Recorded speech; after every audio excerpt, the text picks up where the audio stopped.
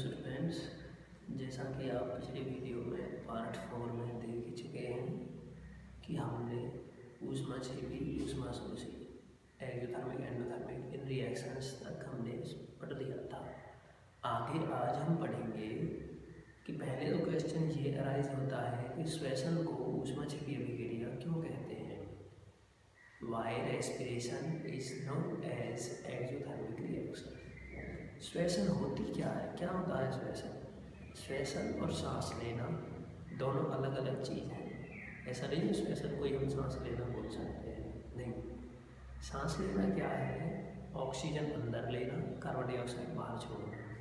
लेकिन श्वसन क्या है कि जिस ऑक्सीजन को हम अपने शरीर के अंदर ले जाते हैं वो कोशिकाओं के अंदर जा कर के ग्लूकोज के ऑक्सीकरण में हेल्प करती है, जिसकी वजह से हमारी बॉडी को एनर्जी प्राप्त होती है और जो कार्बन डाइऑक्साइड रिलीज होती है उसे बाहर छोड़ दिया जाता है। ये श्वसन है। तो श्वसन और सांस लेना दोनों अलग अलग चीज़ है। अब देखिए कि श्वसन को ऊष्माक्षेपी अभिक्रिया क्यों कहते हैं। जब कोशिकाओं के अंदर ग्लूकोज का ऑक्सीकरण होता है, ग्लूकोज का कैसे, जो भी भोजन हम खाते हैं, आलू है या शुगर है, तो इनमें जो कार्बोहाइड्रेट है वो डाइजेशन होने के पश्चात, पचने के पश्चात किसमें टूट जाता है? ग्लूकोज में टूट जाता है। और वो ग्लूकोज जब हमारे शरीर में कोशिकाओं के अंदर ऑक्सीजन से क्रिया करेगा तो क्या बनाएगा? कार्बन डाइऑक्साइड बनाएगा जो बाहर छोड़ दी जाती है, H2O बनाएगा वेपर्स के रूप में, और एनर्जी ऊर्जा उत्पन्न करेगा जो माइटोकॉन्ड्रिया में ATP के रूप में संरक्षित रहती है। इसीलिए इस अभिक्रिया को क्या बोलते हैं? ऊष्माक्षेपी अभिक्रिया बोलते हैं। ठीक है, इसकी रिएक्शन क्या लिखेंगे, कैसे होगी, देखिए।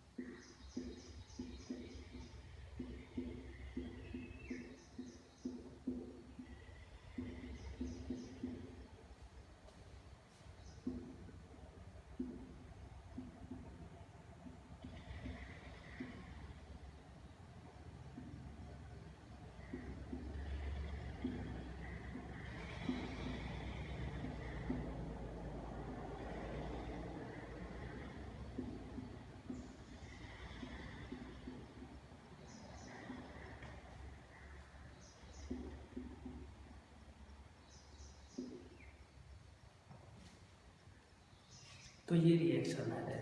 ग्लूकोज का रासायनिक सूत्र क्या होता है? C6H12O6। जब ये ऑक्सीजन के साथ क्रिया करेगा, ऑक्सीजन जो हमारे शरीर में पहुंच चुकी है सांस के द्वारा, तो क्या बनाएगा? कार्बन डाइऑक्साइड बनाएगा, H2O बनाएगा और एनर्जी रिलीज करेगा, जो किसकी फॉर्म में?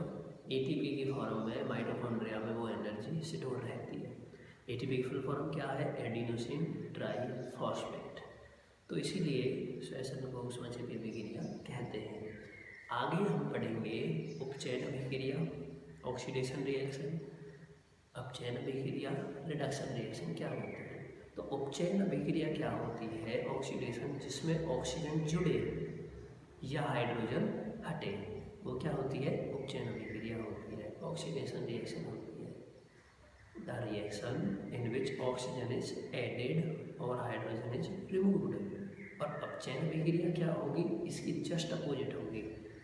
ऐसी अभिक्रिया जिसमें ऑक्सीजन हटे या हाइड्रोजन जुड़े। The reaction in which oxygen is removed और hydrogen is added are known as reduction reaction. अपचयन अभिक्रिया बोलते हैं। देखिए,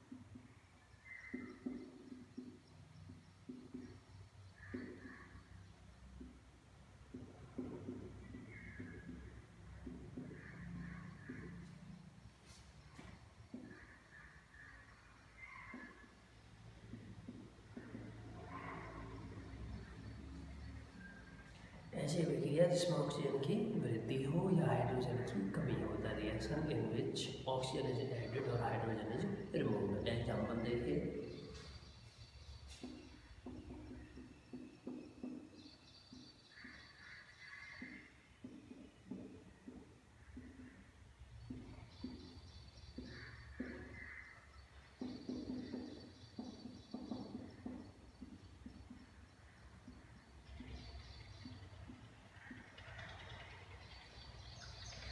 इसमें देखिए पहली रिएक्शन में पहले हाइड्रोजन अलग है, उसके साथ रिएक्शन के बाद ऑक्सीजन जुड़ जाता है, तो कौन सी अभिक्रिया हुई है?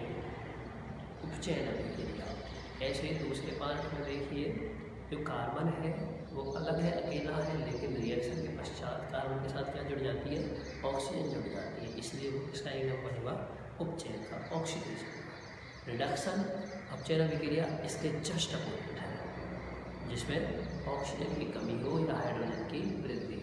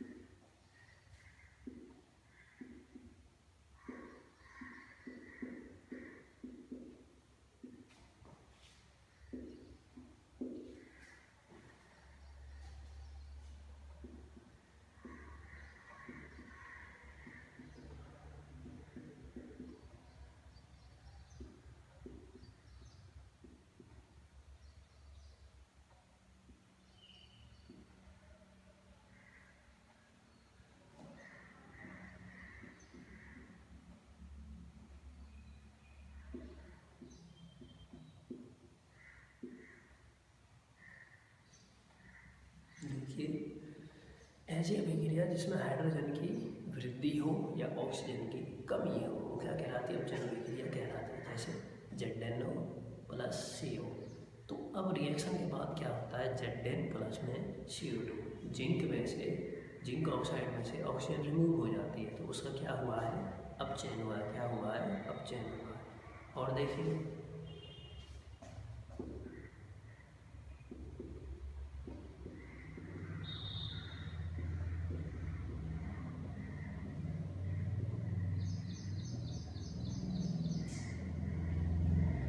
Cl2 प्लस H2, क्लोरीन की हाइड्रोजन के साथ रिएक्शन होगी तो क्या बन गया? 2HCl, हाइड्रोजन क्लोराइड बन गया। तो क्लोरीन के साथ हाइड्रोजन जुड़ गया, तो ये भी किसका एग्जाम्पल है? अपचयन अभिक्रिया का है, क्योंकि इसमें हाइड्रोजन की वृद्धि हुई है। ठीक है, आगे जो आपके टॉपिक बच जाते हैं वो बचते हैं संक्षारण और विकृत गंधता, कोरोजन एंड रेंसिडिटी। छोटी क्लासेस में भी आपने पढ़ा है संक्षारण क्या होता है। Corrosion, what is corrosion? तो धातुओं की ऊपरी सतह का पर्यावरणीय प्रभाव की वजह से धीरे धीरे नष्ट हो जाना क्या कहलाता है? संक्षारण कहलाता है। The process of depletion of upper layer of metals due to environmental factors is known as corrosion. Example, उदाहरण, लोहे पर जंग लगना। वह लोहा एक धातु है, उसे कुछ समय के लिए खुला छोड़ दो, उस पर लाल भूरे रंग की परत चढ़ जाती है। जंग किसे कहते हैं? लोहे पर लाल भूरे रंग की परत चढ़ जाना क्या कहलाता है? जंग कहलाता है। तो वो किसका एग्जाम्पल है? संक्षारण का एग्जाम्पल है। और संक्षारण से बचाव के उपाय क्या क्या हो सकते हैं?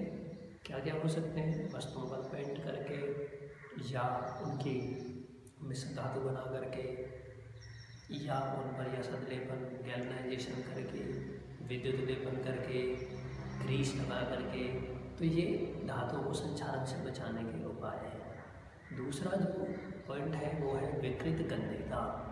विकृत गंधिता क्या है? रेंसिडिटी की जो तेल एवं वसायुक्त खाद्य पदार्थ हैं, ऑयली जो फूड मटेरियल्स हैं या जिनमें फैट पाई जाती है, उनको आप कुछ समय के लिए खुला छोड़ दो तो क्या है, जब वो ऑक्सीजन के कांटेक्ट में आएंगे अर्थात उनका उपचयन होगा तो उनके स्वाद गंध में परिवर्तन आ जाएगा। तो ये प्रोसेस क्या कहलाती है? विकृत गंधिता कहलाती है। विकृत गंधिता से बचाव के उपाय क्या है?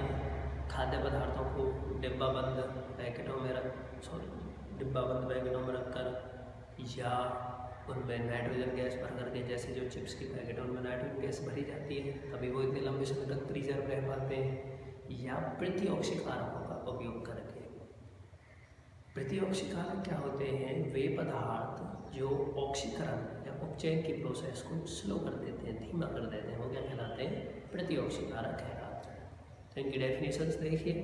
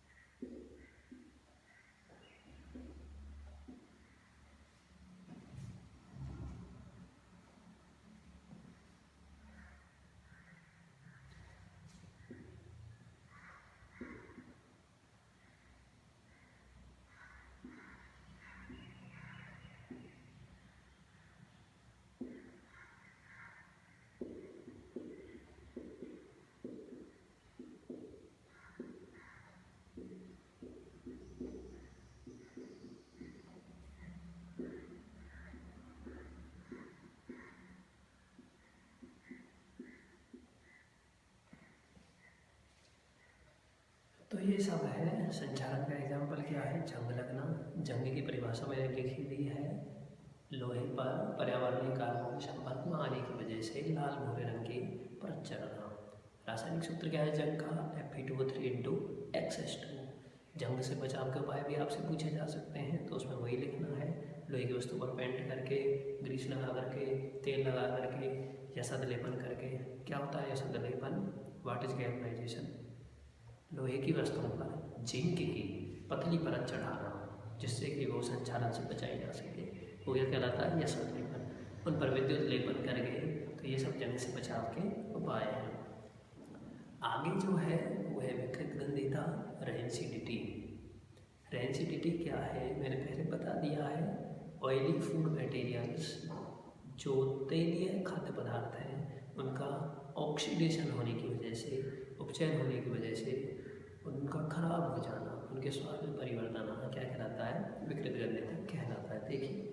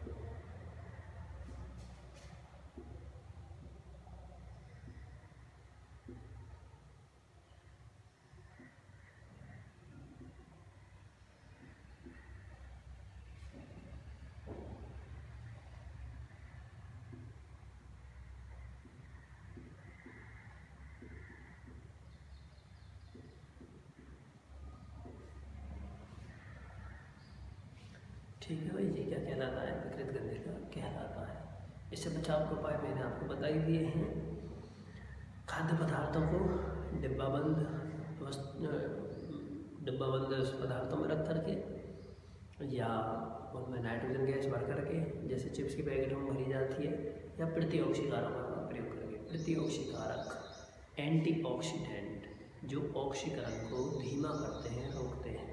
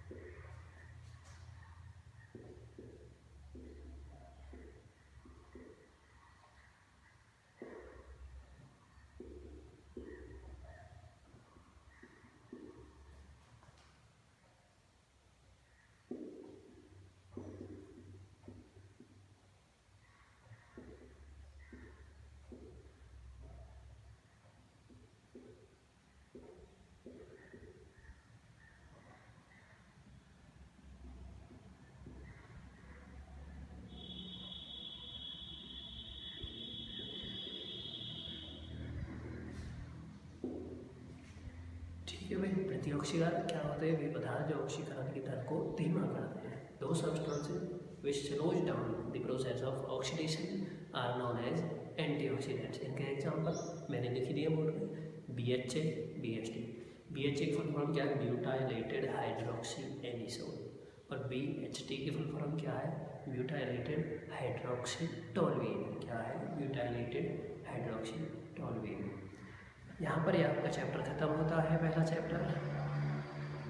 पूरा चैप्टर रिवाइज कर लेना है। जो पिछली 4 वीडियोज़ हैं उन सभी के लिंक नीचे डिस्क्रिप्शन में दे दिए गए हैं, जिससे कि आप पूरा चैप्टर एक साथ रिवाइज कर सकें। आगे वीडियो अगला चैप्टर जब शुरू करेंगे आपको बता दिया जाएगा। अभी पहले ये चैप्टर ही कंप्लीट रिवाइज करना है। पिछली सभी वीडियोज़ को देखिए, तब इस वीडियो को देखें। जहाँ से समझ में नहीं आता है बार बार देखिए, और घर पे यहीं ना रहें, पढ़ते रहें।